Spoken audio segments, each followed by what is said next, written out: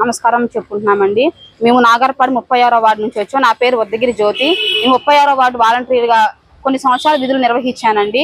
అయితే రీసెంట్ గా ఏం జరిగిందంటే పార్టీ ఎప్పుడైతే ఎలక్షన్ కూడా వదిలాడో మా ఇంటికి వచ్చి పార్టీ ఇన్ఛార్జీలు, కన్వీనర్లు, గృహసారథులు మాకు 1కి 10 సార్లు ఫోన్ చేసి మీరు జాబ్ రిజైన్ చేయండి, మా పార్టీ అధికారం రాగానే మీ జాబ్ మీకు ఇస్తాము, మీకు ఎటువంటి భరోసా ఉండదు, మన పార్టీ రాగానే మీకు అప్పు చెప్తాం, మీ జాబ్ మీకు ఉంటది, లేదు పక్షంలో మేము ఏదో ఒకటి మీకు చూస్తాము అని అన్నారు. కానీ ఈ రోజు పరిస్థితి ఏం జరిగిందంటే మేము ఒకళ్ళ ఇంటికి వెళ్తేనండి ఇదిగో కూర్చొని వస్తామని మమ్మల్ని ఇటు చూసి అటు పరిగెట్టి వెళ్ళిపోతున్నారండి. మేము అక్కడ గంటలు కూర్చొని ఉన్న రోజుల పరిస్థితి కూడా జరిగింది. కనీసం మేము ఒక్క నెల శాలరీ కూడా పొందలేదండి రిజైన్ చేసినాక.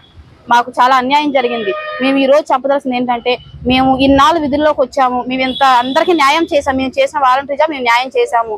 మాకు ఇట్లా వైసీపీ కార్యకర్తలు మాకు అన్యాయం చేసి బలవంతంగా మాతో రాజీనామా చేపించారు.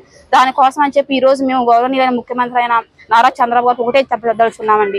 మేము ఇన్నాళ్ళు జాబు చేసాము, మేము అన్యాయంగా వైసీపీ పార్టీ వాళ్ళు మమ్మల్ని నమ్మించి మా ఇంటికి వచ్చి నైట్ 10కి 11కి వచ్చి కూర్చొని మాతో మాట్లాడి మాతో రాజీనామా చేయించారు. కావాలని ఇలా చేయించారు.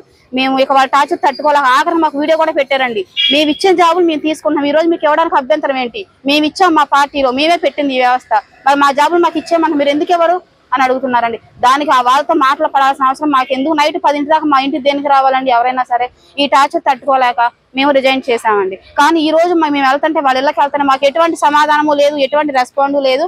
సరే కనీసం ఫోన్ కాల్ కూడా లిఫ్ట్ చేయని పరిస్థితి అండి. ఇప్పుడు మా పరిస్థితి ఏంటి? మేము నారా చంద్రబాబు నాయుడు ఒకటే అడుగుతున్నామండి, మా మీద దయ ఉంచి, మా యందు దయ ఉంచి మా జాబులు మాకు ఇప్పించవలసిందిగా గౌరవనీయులైన నారా చంద్రబాబు నాయుడు గారికి, నారా లోకేష్ గారికి, అలాగే పవన్ కళ్యాణ్ గారికి ఒకటే అడుగుతున్నామండి, మా జాబ్ మాకు ఇప్పించవలసిందిగా, మేము న్యాయం చేయవలసిందిగా టీడీపీ పార్టీని కోరుతున్నామండి.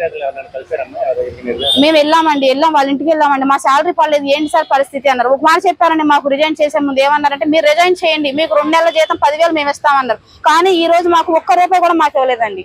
ఒక్క రూపాయి కూడా మేము తీసుకోలేదు, ఎవరం కూడా ఒక్క రూపాయి కూడా మేము తీసుకోలేదు. మాకు న్యాయం చేయాల్సిందిగా మేము టీడీపీ అభ్యర్థులను ఒకటే కోరుచున్నామండి. ఇది కూడా మీరు రిజైన్ చేసిన లెటర్స్.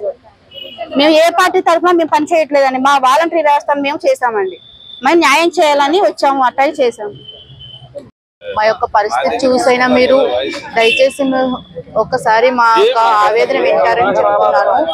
ఏంటంటే అయ్యా, మేము వాలంటరీలుగా 5 సంవత్సరాలు మేము ఏ పరిస్థితిలో ఉన్నా సరే నేను బండి మీద వెళ్ళి ప్రతి ఇంటికి వెళ్ళి ప్రతి పథకాన్ని గురించి మేమైతే చెప్పాము. రాజీనామా మేము చేయము అన్నా సరే మా యొక్క ఇన్ఛార్జీలు ఎవరైతే ఉన్నారో వాళ్ళు వచ్చి రాజీనామా చేయాలి, తప్పదు, మీరు చేస్తేనే ఎదుటి వాళ్ళు కూడా చేస్తారు అని 4-5 సార్లు వచ్చారండి.